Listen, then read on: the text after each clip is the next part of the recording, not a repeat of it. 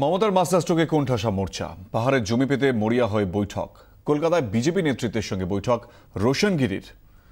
এই মুহূর্তে যে খবর আপনাদের জানাবো, যে গুরুত্বপূর্ণ খবর, মমতার মাস্টারস্ট্রোকে কোণঠাসা এই মুহূর্তে মোর্চা এবং পাহাড়ের জমি পেতে মরিয়া হয়ে বৈঠক। কলকাতায় বিজেপি নেতৃত্বের সঙ্গে বৈঠক রোশন গিরির। অঞ্জন রায় আমাদের প্রতিনিধি এই মুহূর্তে আমাদের সঙ্গে রয়েছেন। অঞ্জন, যেটা জানতে চাইবো যে এই বৈঠক কতটা তাৎপর্যপূর্ণ বা বিজেপির কি ভূমিকা ক্ষেত্রে?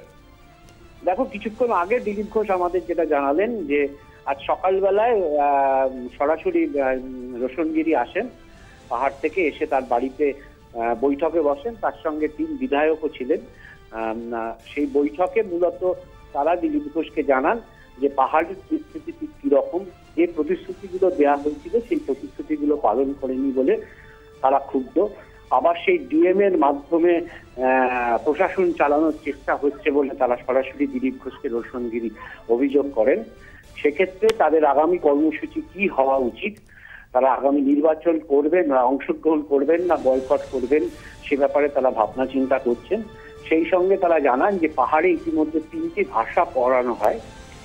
নতুন করে বাংলা ভাষা যদি যায় তাহলে সেখানে চতুর্থ ভাষা হিসাবে সেটি গণ্য হবে। এই সিদ্ধান্ত চাপিয়ে দেওয়া নয়, একটা আলোচনার মাধ্যমেই বোধহয় বিষয়টা নিষ্পত্তি হওয়া দরকার। এই ব্যাপারে রাজ্য বিজেপির অভিমত কি, মূলত সেইটা জানতেই আজ রোশনগিরি তার 2 বিধায়ককে নিয়ে এসেছিলেন দিলীপ ঘোষের সঙ্গে বৈঠক করতে। অঞ্জন, ধন্যবাদ। অঞ্জন রায় আমাদের প্রতিনিধি টেলিফোনে আমাদের সঙ্গে ছিলেন। 30 রাউন্ড গুলি সহ গ্রেফতার এক মহিলা। দক্ষিণ 24 পরগনার বাসন্তীতে গ্রেফতার পুতুল হালদার। আমরা এই বিষয়ে আরো বিস্তারিতভাবে জানবো। আমাদের প্রতিনিধি অভিজ্ঞান নস্কর আমাদের সঙ্গে রয়েছেন। অভিজ্ঞান, কি জানা যাচ্ছে মহিলার পরিচয়?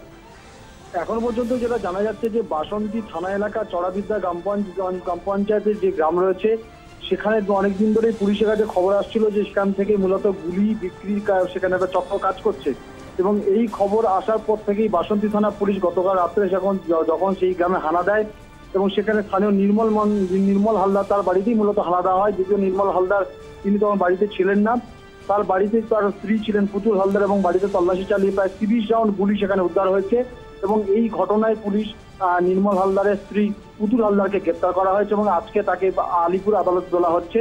এবং যেটা পুলিশের প্রাথমিক ধারণা যে নির্মল হালদার তিনি মূলত এলাকায় বিভিন্ন বা দুষ্কৃতীদের কাছে তিনি গুলি বিক্রি করতেন এবং বাড়িতেও গুলি মজুদ রাখতেন, এবং সেই কারণেই বাড়ি থেকেই ব্যবসা হচ্ছিল। এবং আজকে কিন্তু হাতে নাতে তাকে ধরা হয় এবং তারপরে তাকে কিন্তু আজকে আলিপুর আদালতে পাঠিয়েছে এবং 30 রাউন্ড গুলি তার বাড়ি থেকে উদ্ধার হয়েছে এবং তার স্ত্রীকেও গ্রেপ্তার করতে সমর্থ হয়েছে পুলিশ। ধন্যবাদ অভিজ্ঞান নস্কর আমাদের প্রতিনিধি আমাদের সঙ্গে ছিলেন টেলিফোনে।